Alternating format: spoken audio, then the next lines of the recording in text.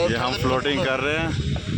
ये देखें तहसीन भाई ये तहसीन भाई को तहसीन भाई बना के रखना। तहसीन भाई आपने लीडिंग जो कर रहे हैं। फैसला किया है ये बहुत अच्छा फैसला है। हम दरिया कन्हार में इस टाइम जो फ्लोटिंग कर रहे हैं तो उसका अपना ही एक मजा है। मगर खौफ तो आ रहा है जब तहसीन भाई आप हिलते हैं सारी कश्ती की चीखें निकल जाती हैं और इस वक्त मजा आ रहा है। जरूर मैं भी आपका हूँ साथ हूँ, तेला दोस्त नहीं हूँ। नहीं आप बगैर हमारे तो दोस्ती ना साथ करें मेरे साथ। हैं सर। ये देखें शाह साहब आप पैडल भी मारे ऐसे हाथ में पकड़ा हुआ ये देखिए पैडल। ये देखिए हाँ। ये मना किया हुआ है हमारे जो हमारा मना कोच किया हुआ बनाया है। गया हुआ है। ये देखें ये हम सब जो है वो दोस्त फ्लोटिंग कर रहे हैं इस वक्त। जी मैं आप देखें करें जी फॉरवर्ड। ये देखें जी मैं फॉरवर्ड कर रहे हैं। तहसीन भाई आप रहने दें आप हाँ चले मैं आप सिर्फ देख मोबाइल रहा ना हूँ। गिर जाए।